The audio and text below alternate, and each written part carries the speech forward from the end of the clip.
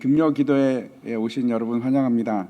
비도 오고 또 바이러스도 창궐하는 이 험악한 상황 속에서 오신 여러분 환영합니다. 잘 오셨습니다.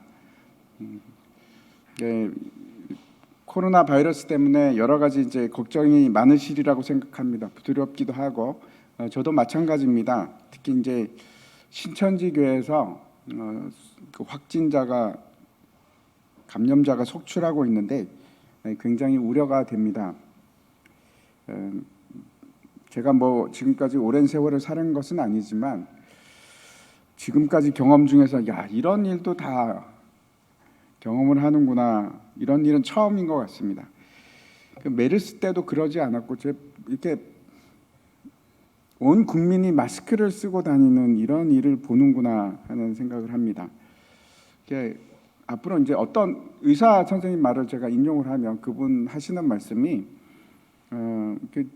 아마 코로나 바이러스가 전 세계에 유행을 할 것 같다 그러면서 너무나 전파력이 강하기 때문에 이렇게 막 계속 막는다는 것은 불가능하고 시간이 지연시키는 것 정도였는데 아마도 결국은 확산될 수밖에 없을 것이다 하는 말을 제가 이제 며칠 전에 들었는데 실제로 그런 일이 일어나는 것 같습니다. 어떤 상황이 될까 하는 생각을 하게 되는데 이제 사람들이 마스크 쓰는 것이 일상생활이 되고 사람들 생활 패턴도 많이 바뀔 것이고 그럴 것 같습니다. 제가 잘 걱정되는 것은 또 교회입니다. 아마 그렇게 되면 가장 힘들어지는 것 중에 하나가 큰 교회들은 너무나 힘들어지지 않을까 하는 생각을 합니다. 아무튼 이 사람들이 코로나 바이러스에 대해서 굉장히 공포감을 가지고 있는데 왜 무서워할까요? 왜 코로나가 무서울까요? 여러분은 왜 무서워하십니까? 여러 가지 이유가 있겠죠. 무서워하는 이유가 있을 텐데 내가 걸릴까 봐 첫 번째, 또 내 가족이 혹시 걸릴까 봐 걸리는 것이 여러 가지 불편한 일이겠지요. 그런데 그 중에 하나는 또 아마 죽음에 대한 공포도 있을 것 같습니다. 이러다가 혹시 죽는 건 아닌가. 고린도전서 15장은 처음부터 이제 끝까지 부활에 관한 얘기를 말씀을 하고 있습니다. 그래서 우리가 이제 부활장이라고도 하는데 오늘 이제 고린도전서 15장 앞에 부분을 지난번에 한번 해석했고 3주 전이죠. 그리고 이제 두 번째 시간인데 이제 좀 오래됐습니다. 그런데 이제 앞에 있는 내용이 제가 이제 어떤 말씀을 드렸는가 하면 우리에게 있어서 이 부활의 삶이라는 것이 어떤 의미를 가지는가 하는 것에 대해서 이제 말씀을 했습니다. 오늘은 오늘 말씀의 중심에 뭐가 있는가 하면 몸의 부활입니다. 몸이 부활함에 대해서 말씀을 하고 있는데 그런데 우리의 몸이 부활한다는 것이 도대체 무슨 의미가 있는가, 그게 왜 중요한가 하는 것을 우리가 생각해 봤으면 좋겠습니다. 그걸 분명히 인식하고 살아가는 거하고 그렇지 않은 거하고는 굉장히 많은 차이가 있습니다. 제가 이제 앞에서 왜 두려워하십니까 이런 얘기를 드렸었는데 사실은 그게 결국은 죽음하고도 관계가 있습니다. 그러면 제가 한번 여러분에게 다시 한번 묻겠습니다. 여러분, 여러분이 생각하시는 천국은 어떤 곳입니까? 휘황찬란한 건물이 있고 하나님이 계시고 막 밝은 빛이 나고 그럴 것 같습니다. 그렇죠? 성경에서도 그렇게 말씀하고 있고. 근데 정말로 천국에 가고 싶으십니까? 정말 간절히 원하십니까? 천국에 가는 거? 아니면 지옥에는 가기 싫은데 천국은 잘 모르겠어요. 이 땅에 좀 더 살았으면 좋겠습니다. 이런 생각은 혹시 없으십니까? 무슨 말씀인가 하면 내가 정말로 천국에 정말로 가기를 소원하고 그게 진짜 너무나 바라는다고 한다는 것은 그건 이 세상에 대한 미련이 없는 거지 않습니까? 내가 이 세상에 별로 미련이 없다 이런 뜻이 될 수 있습니다. 그러면 만약에 천국에 그렇게 가고 싶으면 뭐가 좋길래, 천국이 도대체 뭐가 그렇게 좋길래 간다는 것입니까? 왜 가려고 할까요? 보통 우리는 지옥에는 가기 싫습니다. 그렇죠? 지옥에는 뜨거운 불이 있고 연상되는 것이 뭐 고통과 신음소리가 막 들리는 것 같고 막 역겨운 냄새가 막 나는 것 같고 그런 삶 속에서 영원히 산다는 것은 정말 상상하기도 싫은 일이 될 수 있습니다. 그 지옥인데 그러면 천국은 왜 가야만 하는가? 왜 그렇게 나는 천국을 가고 싶을까? 물론 아니신 분도 계실지도 모르겠습니다. 천국은 참 뭐 별로 그렇게 가고 싶지는 않고요. 지옥은 안 갔으면 좋겠습니다. 지옥은 갈 데가 못 되는 것 같은데 이 세상도 살만합니다. 얼마나 좋습니까? 이 세상에서 사는 거. 라고 하실 분이 계실지도 모르겠습니다. 저도 천국에 가본 적이 없어서 그 천국이 어떤 곳인지 잘 모릅니다. 성경이 말씀하는 천국은 그냥 하나님과 함께하는 곳이고 하나님과 함께 할 수 있다는 것이 어떤 의미를 가지는가 하면 보통 사람 아무나 하나님과 함께 할 수 있는 것이 아닙니다. 하나님과 함께 한다는 것은 어떤 뜻입니까? 내가 거룩하다는 뜻입니다. 거룩하지 않으면 하나님 앞에 설 수가 없습니다.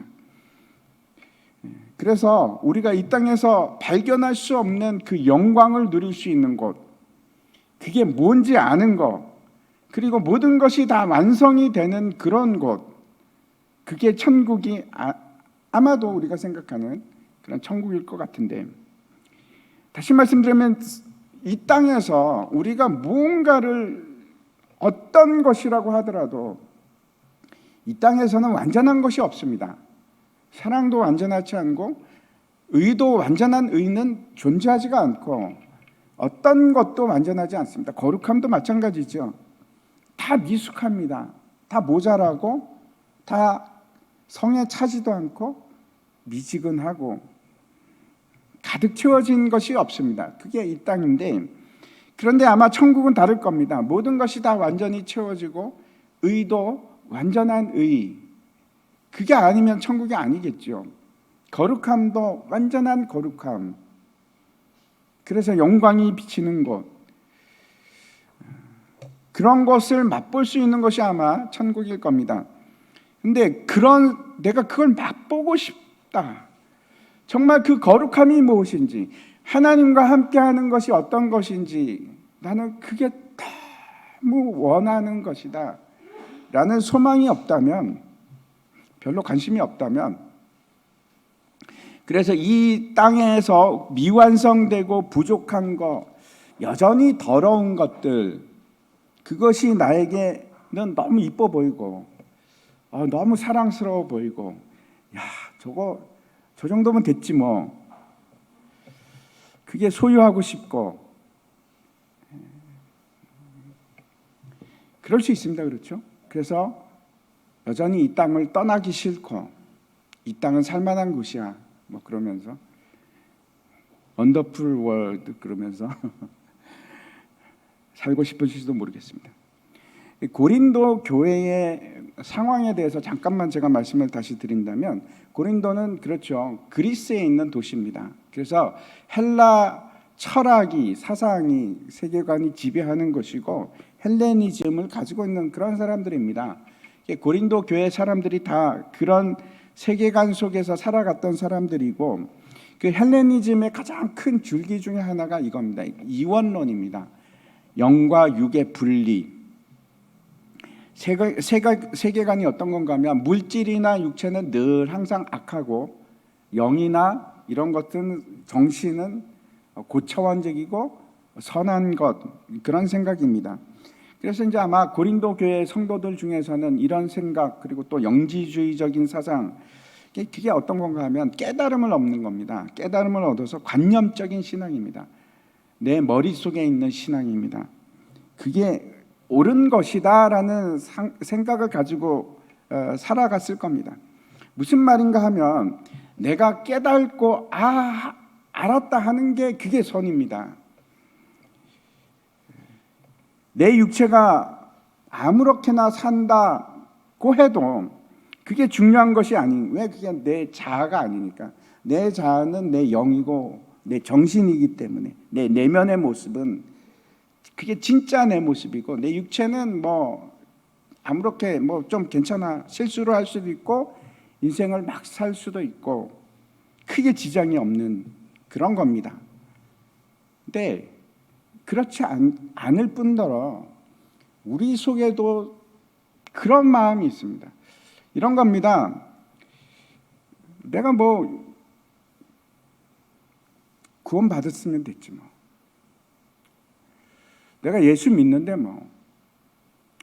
오늘 내가 죽으면 천국 갈 텐데 뭐. 그런 생각입니다. 전혀 다른 것이 아니고 바로 그런 생각입니다. 이제 우리의 영과 육은 오늘 말씀에 되게 중요한 포인트가 이겁니다. 우리의 영과 육은 따로 노는 건가? 이제 흔히 되게 많은 사람들이 영과 육과 혼에 대해서 얘기를 합니다. 그 3분설인데 영이라는 것은 영혼을 말하고 혼이라는 것은 무엇을 의미할까요? 되게 많은 사람들이 정신, 마음 같은 걸 이제 혼이라고 생각하고 그리고 이제 우리의 육체를 의미하고 이렇게 생각을 합니다. 성경에 영과 혼과 몸에 대해서 얘기한 구절이 있습니다. 그게 어디에 있는가 하면 데살로니가 전서인데 거기에 보면은 이렇게 되어 있습니다. 평강의 하나님이 친히 너희를 온전히 거룩하게 하시고 너희의 온 영과 혼과 몸이 우리 때에 흠없게 보존되기를 원하노라. 여기서 영과 혼과 몸이라고 사도 바울이 표현을 하고 있는데 사도 바울이 그래서 3분설을 주장하는 사람인가? 아닙니다. 그렇지 않습니다. 이 혼이라고 말하는 것은 이제 푸시케라는 단어인데 그리고 영은 푸뉴마입니다. 단어가 다른데 다른 곳에서는 이게 혼용이 됩니다. 같이 쓸 수 있는 단어입니다. 그래서 저게 3분적인 그 의미를 가지고 있는 것이 아닙니다. 성경은 전혀 우리 몸은 영과 혼과 육으로 되어 있다라고 얘기하지 않습니다. 무슨 말씀인지 이해하시기 바랍니다. 이제 대표적으로 저 3분설을 주장하는 사람 중에 유명한 사람 위트니스 리라는 사람이 있는데 그분이 뭐라고 주장하는가 하면 육은 죄가 머무는 곳이고 혼이라는 것은 육에 의해서 영향을 받는 연약한 부분이고 영은 하나님의 능력을 받는 것. 그래서 영은 굉장히 선한 것이고 육은 항상 악한 것이고 영은 절대로 죄를 짓지 않는 것이고 라고 얘기를 주장을 합니다. 근데 그 굉장히 위험한 생각입니다.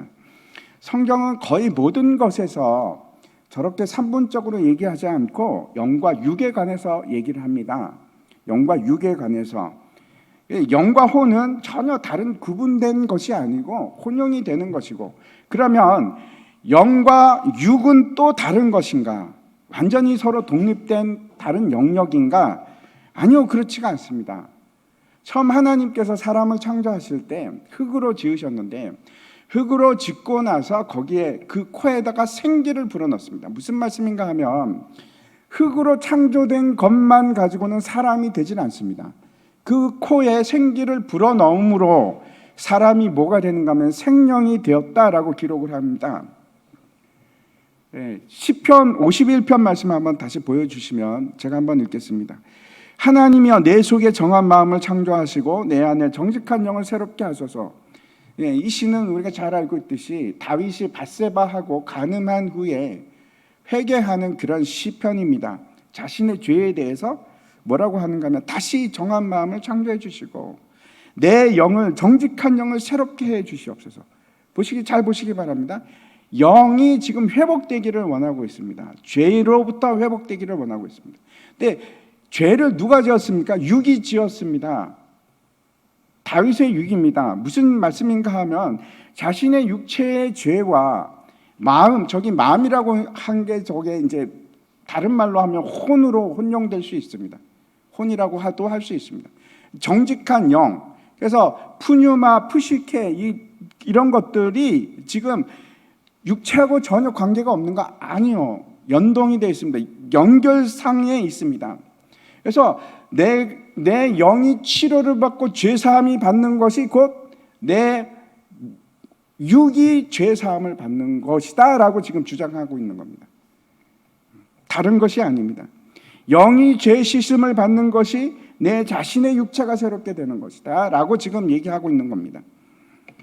제가 말씀드리는 것은, 성경이 말씀하고 있는 것은 육체와 영이 전혀 독립된 개체가 아니라 연결된 것입니다. 그래서 내 육체가 죄를 지으면 그래도 내 영은 괜찮고, 아니요, 괜찮지 않습니다. 내 육체가 죄를 짓는 것과 내 영이 타락하는 것은 다른 얘기가 아닙니다. 그래서 내 육체가 타락하면 내 영이 신음하고 있고, 영 역시 죄로 부패한 상태가 되는 겁니다. 제가 서론이 길어졌는데, 고린도 교인들이 잘못 생각하는 것이 뭔가 하면, 내 영혼은 괜찮은데 내 육체는 죄를 지어도 조금 타락해도 괜찮다는 겁니다. 이게 무슨 부활하고 무슨 상관이 있는가? 내 영혼이 천국에 들어가는 것이지 내 육이 천국에 들어가는 건 아니야. 쓸모없는 내 육체가 천국 가서 뭐하게? 에이, 그건 말이 안 되지. 육체가 부활한다는 것이 맞아? 정말 그래? 육체가 그 천국에 가서 뭐하게? 그냥 영혼만 가면 되지. 혹시 우리도 그런 생각을 가지는지 모르겠습니다. 그게 오늘의 본문의 말씀입니다. 35절 말씀 같이 한번 읽겠습니다. 같이 읽겠습니다. 시작. 누가 묻기를 죽은 자들이 어떻게 다시 살아나며 어떠한 몸으로 오느냐 하리니. 여기서부터 이제 본문이 시작되는데, 누군가 이렇게 묻는 겁니다. 아니, 어떻게 죽은 자들이 도로 다시 살아나지? 그게 말이 돼? 그게 말이 될까? 여러분도 그런 생각 되지 않습니까? 사람이 죽으면 땅에 묻거나 태워버리면 다 육체가 사라지는데, 뼈도 없어지는데, 살이 썩고, 근데 어떻게 다시 살아난다는 거야? 도대체 그게 말이 되는가 하는 생각이 우리 중에도 있을 수 있습니다. 그렇죠? 그걸 누가 물은 겁니다. 그리고 또 하나 물어보는 것이, 그러면 다시 살아난다면 그 살아난 몸은 도대체 뭐야? 그 몸은 도대체 어떤 몸이지? 무슨 말을 하는 겁니까? 이런 겁니다. 이것도 사실은 우리가 많이 물어보는 질문 중에 하나입니다. 저도 이런 질문을 받은 적이 있습니다. 목사님, 죽고 나서 부활체가 된다고 하는데 그러면 그 부활체는 어떤 모습입니까? 이런 말씀을 제가 들은 적이 있습니다. 여러분도 궁금하시죠? 고린도 교인이 이런 질문을 두게 한 거. 정말 살아나는 건 맞습니까? 그게 말이 됩니까? 또 하나는, 그럼 만약에 살아난다면 그 몸은 도대체 무슨 몸입니까? 30대입니까? 20대입니까? 10대입니까? 아니면 60대입니까? 부활을 하면 옛날 내 몸과 똑같습니까?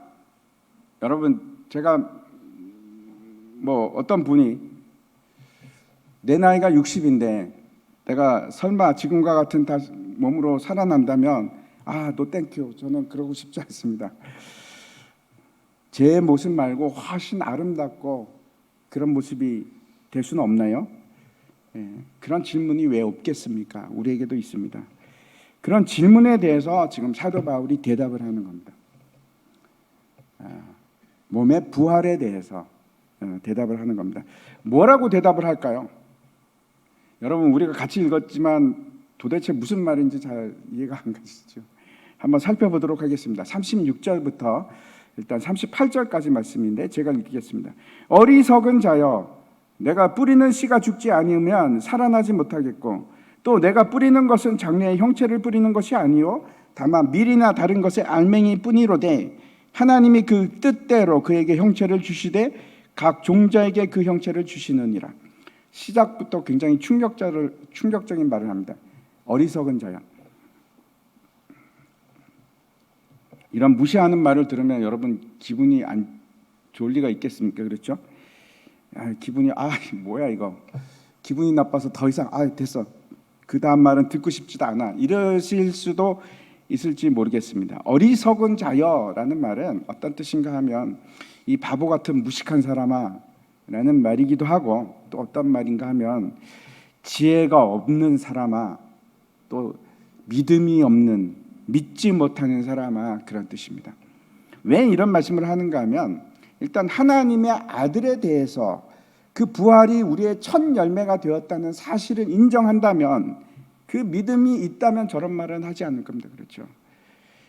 그 믿음이 있으면, 그 바탕에 그 믿음이 깔고 있으면 우리가 다시 몸을 입는다는 것이 부활의 첫 열매가 예수 그리스도께서 되셨는데 우리가 왜 부활체가 되지 않겠습니까? 부활의 몸이 없겠습니까? 그래서 이거는 성경을 잘 알지도 못하는 것이고 또 여전히 중요한 건 이겁니다. 우리의 눈이 이 땅에 머물러 있기 때문에 그런 것입니다. 첫 번째 바울이 말하는 것은 부활이라는 것은 절대로 우리 몸이 재구성되는 그런 것이 아니다라고 얘기하는 겁니다. 다시 말씀드려서 부활할 때 내 몸이 여기저기 막 다 흩어져서 타고 막 공중에 분해가 되고 그랬는데 그걸 다 모아갖고 다시 내 몸을 만들어주는 것이 아닙니다. 그런 몸이 아닙니다. 조각조각 막 붙어서 살아나는 것 그런 거 아닙니다. 옛날에 제가 이제 대학교 때 터미네이터 그때 봤었는데 왜 터미네이터 T2인가 그거 보면 T2인가 뭐 보면 이게 녹았다가 다시 쫙 붙어가지고 살아나고 막 그러지 않습니까? 그런 게 아닙니다. 그런 게 아닙니다. 부활체는 그런 것이 아닙니다. 또 다른 하나는 부활은 어떤 의미라고 얘기하는가 하면 연속선상에 있다 이런 뜻입니다. 무슨 얘기인가 하면 부활 이전의 나와 부활 이후의 내가 전혀 다른 독립된 불연속적인 개체가 아니라 서로 연결이 되어 있는 겁니다. 같은 나입니다. 내가 부활하는 겁니다. 내 육체가 부활하는 겁니다. 전혀 다른 것이 아닙니다. 지금 좀 헷갈리시죠? 다르다면서요. 재구성이 아닙니다. 분명히 그건 아닌데 그렇다고 해서 그게 다른 나가 아닙니다. 이게 무슨 말일까요? 예를 들어서 이제 하늘에 갔는데 김 집사님을 만났습니다. 그래서 아니 김 집사님 전혀 못 알아보겠네요. 보니까 옛날에는 참 그랬는데 지금 보니까 훌륭하십니다. 너무 이쁘십니다. 깜빡 제가 못 알아봤네요. 이런 것이 없습니다. 천국에 가면 저분은 김 집사님이다 분명히 아는 겁니다. 저 사람이 아브라함이구나. 누가 얘기하지 않아도 아는 겁니다. 왜? 그 아브라함과 이 땅에서 살던 아브라함이 연속선상에 있기 때문에 다르지가 않습니다. 그게 첫 번째고 또 하나는 그러면은 그 아브라함의 그 쭈글쭈글한 모습이 그대로 있는가? 아니요. 완전히 다른 모습입니다. 재구성이 아닙니다. 아브라함이 10살 때 모습이다. 어떤 분은 제가 그런 걸 들었습니다. 제일 아름다운 모습이 아마 천국에서 그 사람의 모습일 거는 아닙니다. 그렇지 않습니다. 이 성경을 보니까 저도 그런 줄 알았는데 누가 그래서 그런 줄 알았는데 오늘 말씀을 보니까 그렇지가 않습니다. 전혀 다릅니다. 심지어는 예수님이 부활하셨는데 제자들이 못 알아봅니다. 그 눈이 띄어지기 전까지는.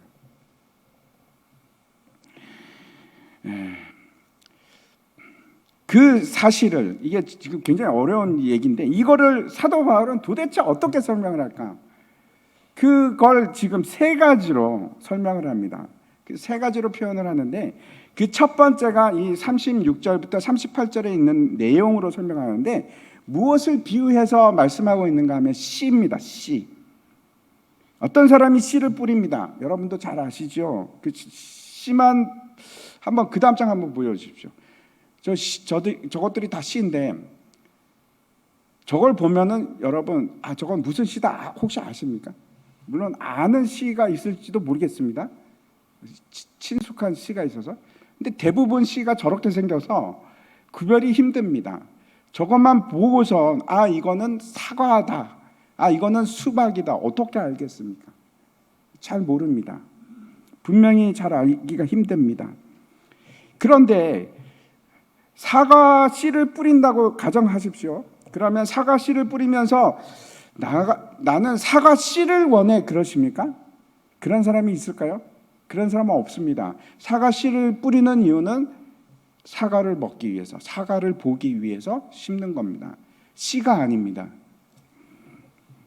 사과를 원하는 겁니다. 그런데 그 씨가 살기 위해서 36절에 다시 한번 보여주십시오. 36절에 보면은 뭐라고 하냐면 씨가 죽지 않으면 살아나지 못하겠고, 첫 번째입니다. 죽어야 됩니다. 두 번째, 이 씨가 비유에서 말씀하고 있는 것은 다르다는 겁니다. 37절에 보면은 사과를 심는 것이 아니고 사과 씨를 심습니다. 사과 씨를 심는데 열매가 맺히는 것은 사과 씨가 맺히는 것이 아니고 사과가 맺힙니다. 장래의 형체를 사과를 뿌리는 것이 아니고 사과를 심는 것이 아니고 사과 씨를 심는 것이고, 그러면 사과가 장래의 형체가 나타나는 겁니다. 예를 들어서 밀을 심는데 보리가 나지는 않습니다. 심겼던 똑같은 밀이 나지는 않습니다. 다른 밀이 나옵니다. 알맹이를 뿌리면 그 알맹이로부터 장래의 형체가 나오는 것입니다. 다시 말씀드려서 우리가 우리를 심게 되면 어떻게 됩니까? 우리가 우리의 육체를 심으면 죽게 되면 심는다는 것이 죽는 것입니다. 그러면 우리가 똑같은 우리의 모습이 나타나는 것이 아니라 장래의 형체가 나타납니다. 세 번째는 연속성입니다. 밀을 심으면 밀이 나는 것이지 보리가 나는 것이 아닙니다. 엉뚱한 것이 나지 않습니다. 사과 씨를 심으면 사과가 납니다. 거기에 대해서 이걸 좀 더 명확하게 이해하기 위해서 42절부터 44절을 보면 이렇습니다. 죽은 자의 부활도 그와 같으니 썩을 것으로 심고 썩지 아니할 것으로 다시 살아나며, 욕된 것으로 심고 영광스러운 것으로 다시 살아나며, 약한 것으로 심고 강한 것으로 다시 살아나며, 육의 몸으로 심고 신령한 몸으로 다시 살아나나니 육의 몸이 있은즉 또 영의 몸도 있느니라. 부활이 어떤 식으로 이루어지는가 하면, 우리가 심는 것은 썩을 것, 부패할 것, 죽을 수밖에 없는 것을 심습니다. 심는다는 것은 땅 밑으로 들어가는 것이고 죽음을 의미합니다. 죽는 겁니다. 그런데 그렇게 우리가 심으면 거두는 것은, 다시 말씀드려서 살아나는 것은 썩지 않을 것, 영원한 것, 욕된 것이 아니라 영광된 것, 약한 육체가 아니라 강한 것, 튼튼한 육체, 육의 몸을 심었지만 영의 몸이 살아나는 겁니다. 아담은 흙으로 지어져서 흙으로 돌아갔습니다. 그리고 모든 곳에 구속을 받습니다. 육체가 이 땅에 구속을 받습니다. 이 땅을 벗어날 수도 없고 한계를 지닌, 그 땅 속에서 한계를 지닌 몸을 가지고 있습니다. 그러나 예수 그리스도는 성령으로 말미암아 이 땅에 오셨고 우리를 살리시는 영이 되셨습니다. 그래서 그의 몸은 강하고 능력이 있고 신령한 완전한 몸을 가지고 계신데, 이 땅의 몸을, 이 땅에서 제한을 받지 않는 그런 몸입니다. 그걸 영의 몸이라고 지금 성경에서는 기록하고 있습니다. 그래서 예수님께서 부활하시고 나서 벽을 통과하십니다. 아시지요? 벽을 통과하십니다. 뿐만 아니고 그거 먼 곳에 갑자기 나타나시기도 하셨고, 또 그럼에도 불구하고 음식을 드십니다. 제자들과 함께 실제로 음식을 드시고 만지면은 그 접촉할 수 있는, 피부가 느껴지는 그런 몸을 가지고 계셨습니다. 무슨 말씀인가 하면 신령한 몸이 되어서 이 땅의 한계를, 비물질계의 한계를 느끼지 않는 그런 상태입니다. 그런데 중요한 것은 물질입니다. 물질계에 속합니다. 영이 아니라는 뜻입니다. 제 말씀은. 44절부터 49절 말씀 제가 다시 한번 읽어보겠습니다. 육의 몸으로 심고 신령한 몸으로 다시 살아나나니 육의 몸이 있은즉 또 영의 몸도 있느니라. 기록된 바 첫사람 아담은 생명이 되었다 함과 같이 마지막 아담은 살려주는 영이 되었나니, 그러나 먼저는 신령한 사람이 아니요 육의 사람이요 그 다음에 신령한 사람이니라. 첫사람은 땅에서 났나니 흙에 속한 자이었거니와 둘째 사람은 하늘에서 나셨느니라. 무릇 흙에 속한 자들은 저 흙에 속한 자와 같고 무릇 하늘에 속한 자들은 저 하늘에 속한 이와 같으니, 우리가 흙에 속한 자의 형상을 입은 것 같이 또한 하늘에 속한 이의 형상을 입으리라. 우리가 여기서 관심을 두고 보아야 할 것은 이게 아주 중요합니다. 우리는 아담 밑에서 그 아래에서 땅에 속한 자로 태어났는데 결국은 육체를 심음으로 우리는 어떠한 자가 되느냐? 부활체를 입는 부활의 몸을 가진 자. 다시 말씀드려서 예수 그리스도의 형상을 입은 자가 완전한 그러한 자가 되는 것입니다. 그런 자로 태어나는 겁니다.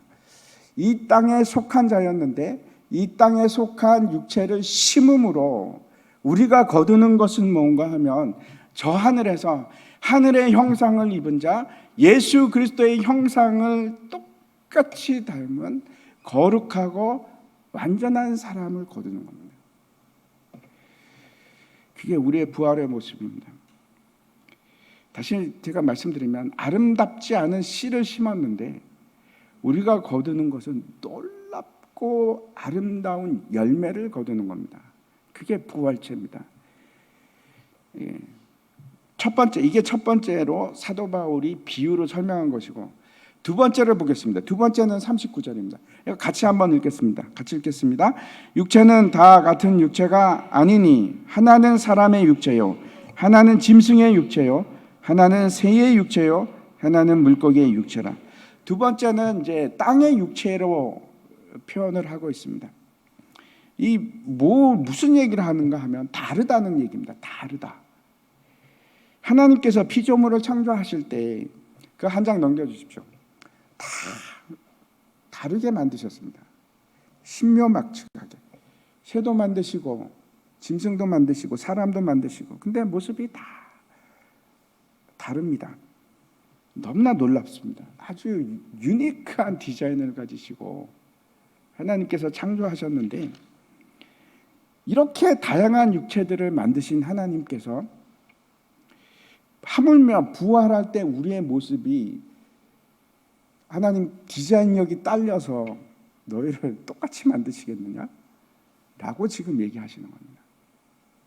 너희는 그거밖에 상상이 안 되니? 하나님이 얼마나 놀라운 분이신지 상상이 안 되니? 라는 말입니다. 우리 몸이 다시 부활할 때 지금의 우리와 연속선 상에 있습니다. 연속성이 있습니다. 그렇지만 다릅니다. 예를 들어서 현대자동차에서 소나타를 막 만들어내는데 다 똑같은 소나타가 아닙니다.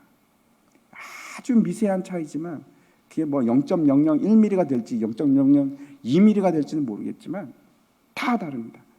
똑같은 차는 한 대도 없습니다. 세상에 50억이 넘는 인구가 있지만 그 중에 같은 사람은 단 한 명도 없습니다. 하나님께서 그렇게 만드십니다. 아주 미세하게. 이 세상에 수많은 사람들이 있지만 동일한 사람도 없고, 하나님께서 우리에게 다양성을 주셨을 뿐만 아니고 그 모든 하나님의 자녀들이 그 자신의 고유한 길로 가게끔 하십니다. 그 과정을 거치게 하십니다. 그러나 동일하게 그 과정을 거치면서 하나님의 자녀가 되는 영광을 주십니다. 참 놀라운 일입니다. 그래서 사도 바울이 지금 얘기하는 것은 뭔가 하면 하나님의 디자인 실력은 너희의 상상을 초월한다 하는 얘기를 하는 겁니다. 나는 지금 별로 못생겼는데, 나는 병이 있는데 기대하시기 바랍니다. 저 천국에 가면 하나님께서 여러분을 새롭게 창조하시는데, 부활의 몸을 주시는데 그 얼마나 아름답고 놀라운 몸인가 기대되지 않으십니까? 저는 별로 기대 안 됩니다. 아직은 땅이 좋습니다. 그러지 마시고 예수 그리스도의 형상을 닮은 나의 모습을 한번 생각해 보시기 바랍니다. 세 번째, 그 사도 바울이 비유하는 것은 이번에는 하늘의 육체입니다. 하늘의 형상입니다. 41절과 42절의 말씀을 보면은 제가 읽어보겠습니다. 하늘에 속한 형체도 있고 땅에 속한 형체도 있으나 하늘에 속한 것의 영광이 따로 있고 땅에 속한 것의 영광이 따로 있으니 해의 영광이 다르고 달의 영광이 다르며 별의 영광도 다른데 별과 별의 영광이 다르도다. 이 하늘에 속한 형체에 대해서, 별들에 대해서 얘기를 하는데, 첫 번째 바울이 얘기했던 것은 씨를 통해서 나오는 결과가 다르다 얘기했고, 그러나 그 본질은 동일선상에 있다, 연속성이 있다 하는 말을 했고, 두 번째는 그 모습이 분명히 변할 거다라는 얘기를 합니다. 같다고 생각하지 마라. 세 번째 얘기하는 것은 이 별들을 통해서 무슨 얘기를 하고 있는가 하면 영광입니다. 영광입니다. 하늘에 수많은 별들이 있는데 그 별들의 광채가 다 다릅니다. 해와 달이 다르고 별이 다르고, 여기서 얘기하는 것은 여러분, 어떤 빛은 더 좋고 어떤 빛은 조금 덜하고 희미해서 아유 저거는 좀 아닌 것 같아, 물론 그런 차이를 얘기할 수도 있겠습니다. 그런데 제가 보는 것은 그것보다는 지금 각각의 영광이 자기 고유한 영광을 드러내는 것을 얘기합니다. 해가 드러내는 영광, 빛은 낮을 위해서 필요합니다. 밤에 달이 비치는 것은 또 다른 영광입니다. 뿐만 아니고 하늘에 있는 수많은 아름다운 별들이 각각의 고유한 영광을 드러냅니다. 질적인 차이를 얘기하는 것이 아니고 여기서도 다양성입니다. 그 나타내는 영광도 다양하리라. 태양은 태양대로 영광이 있고 달은 달대로, 별은 별대로 영광과 기쁨이 다 있는 겁니다. 정확하게 이게 무슨 의미인지 사도 바울이 좀 더 명확하게 얘기했으면 얼마나 좋을까 하는 생각을 하기도 하지만, 결국 말씀하고 있는 것은 다른 영광을 비춘다 하는 것입니다. 다른 영광을 비춘다. 그래서 제가 다시 한번 이제 정리를 하자면, 한번 넘겨주십시오. 첫 번째, 우리 몸의 부활이라는 것은 어떤 건가 하면 우리 장래의 아름다운 형체가 드러나는 것이고, 그걸 시로 표현했지 않습니까? 그 시가 다가 아닙니다. 그 시는 썩어 없어질 것이지만 그것으로 끝나는 것이 아니고 너무나 귀하고 아름다운 형체가 드러나는 것, 기대가 되시죠? 그런 것이고, 두 번째는 그걸로 끝나는 것이 아니고 우리 부활의 몸은 땅에 속한 것이 아니고 하늘에 속한 몸이 되는 겁니다. 육의 몸에 속한 것이 아니고 영의 몸에 속한 그런 몸이 되어서 이제는 예수 그리스도처럼 강하고 아름답고 거룩하고 존귀한 형상을 드러내는 그런 몸입니다. 기가 막히지 않습니까? 예수님과 같이 되는 겁니다.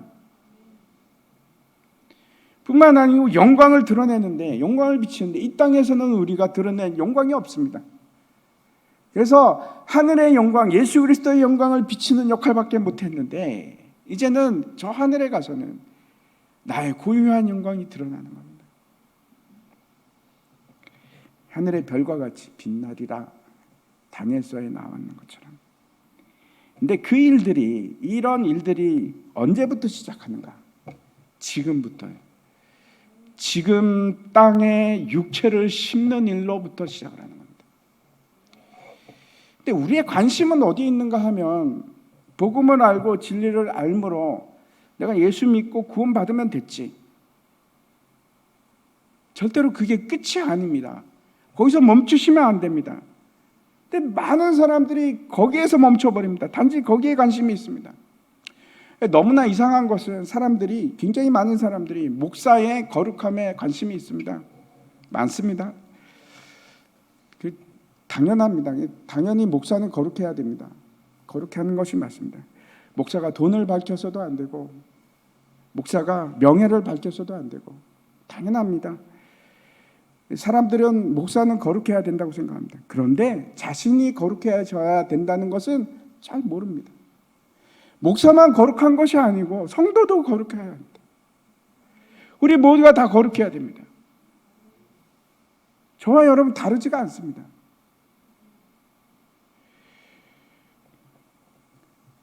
예수 믿고 오늘 밤에 죽어도 나는 천국 갑니다로 끝나시면 안 되고, 누가 봐도 성도는 성도다운 삶을 살아야 됩니다.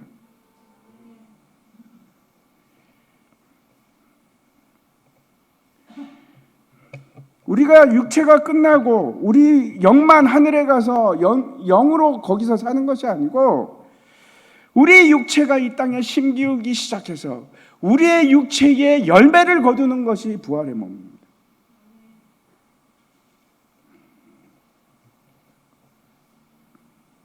우리가 몸의 부활을 확신한다는 것은, 저와 여러분이 부활을 확신한다는 것은 무슨 의미인가 하면 지옥에 안 가는 것으로 만족하고 살겠다 그런 뜻이 아니라 예수 그리스도의 놀랍고 영광스러운 그 육체를 나도 입으리라. 그게 부활입니다. 그걸 고대하는 삶이 육체의 부활을 기다리는 사람들의 삶입니다. 그래서 이 땅에서 탄식하면서 내가 어떻게 그 영광된 몸을 입을까? 그걸 고대하는 삶. 내가 언제 그 영광된 부활의 몸을 가질 수 있을까? 그래서 몸의 부활이 중요한 겁니다. 몸이 여기서 끝나는 것이 아니고 연속성에 있습니다. 지금 안 되면 그때 영원한 영광스러운 몸을 그래도 입을까요? 지금 형편없는 삶을 사는데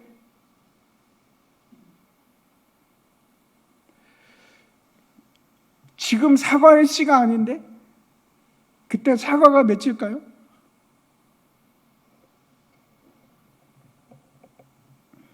우리는 어떤 생각을 가지고 있는가 하면 하나님, 제가 가는 길은 늘 평탄하게 해주세요. 저는 병에 안 걸리게 해주세요. 저는 어려움이 없게 해주세요. 저 고생하는 거 싫어요. 하나님, 피하게 해주세요. 사람들과도 아무 문제 없었으면 좋겠습니다. 늘 즐거운 일만 있으면 참 좋겠습니다. 하나님, 행복하게 해주세요. 그게 우리의 솔직한 심정 아닙니까? 근데 그걸로 그렇게 해서 우리가 거룩한 몸을 입을 수 있을까요? 그 사람들을 보면 자기의 분야에 굉장히 뛰어난 사람들이 있습니다. 예를 들어 운동선수. 운동선수가 올림픽 나갈 선수하고 아마추어하고는 천지차입니다. 왜 그럴까요? 아마추어들은 즐기기 위해서 합니다. 재미없으면 안 합니다. 재미있을 때까지만 하는 거. 즐기기 위해서. 그런데 진짜 선수는 다릅니다. 계속해서 뭘 넘어가야 되냐면 자기의 극한 한계 상황을 넘어가야 됩니다. 그렇지 않으면 실력이 늘지 않습니다. 숨을 헐떡거리면서 내 극한 상황을 한번 넘기면서 그러면서 실력이 느는 겁니다. 반드시 자신의 한계를 넘어가지 않고는 거룩함에 이를 수가 없습니다. 내가 아주 좋은 길, 편한 길만 가면서 어떻게 거룩해질까요? 그게 가능할까요? 내가 어려움을 하나도 모르고 살아가면서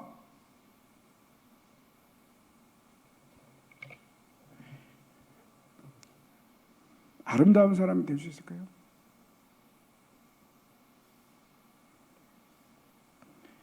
한계 상황에 내 자신이 노출되고 넘어지고 쓰러지고 그러면서 다시 일어나고 다시 도전하고 그 과정이 없이 아름답고 놀라운 사람으로 바뀔 수 있을까요? 그렇지 않습니다. 숨이 차올라야 됩니다.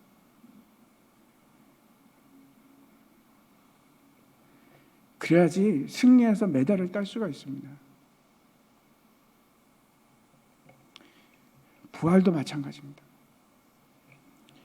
욕된 것으로 심고 영광스러운 것으로 다시 살아나는 것이 부활입니다. 육의 몸을 심고 신령한 몸으로 다시 살아나는 것. 지금 내 몸이 고난을 경험하고 아픔을 겪고 한계를 극복하고 훈련이 되지 못하면 저 하늘나라에서 갑자기 예수 그리스도와 함께 거할 수 있는 그런 사람이 될 수가 없습니다. 그렇지가 않습니다. 그래서 하나님께서 저와 여러분을 영광에 두게 하기 위해서, 별과 같이 빛나게 하기 위해서 예수 그리스도의 형상을 입게 하기 위해서 힘든 일을 겪게 하십니다. 때로는 고난의 길을 가게 하십니다. 그리고 면역이 생기게 하시고, 그래서 결국은 승리하게 하시고. 그래서 로마서 8장 말씀인데 한번 보십시오. 로마서 8장 말씀 17절과 18절 우리가 같이 한번 읽겠습니다. 같이 읽겠습니다. 시작. 자녀이면 또한 상속자 곧 하나님의 상속자요 그리스도와 함께한 상속자니 우리가 그와 함께 영광을 받기 위해 고난도 함께 받아야 할 것이니라. 생각하건대 현재의 고난은 장차 우리에게 나타날 영광과 비교할 수 없는. 이게 몸의 부활에 너무나 중요한 일입니다. 지금 몸을 심지 않으면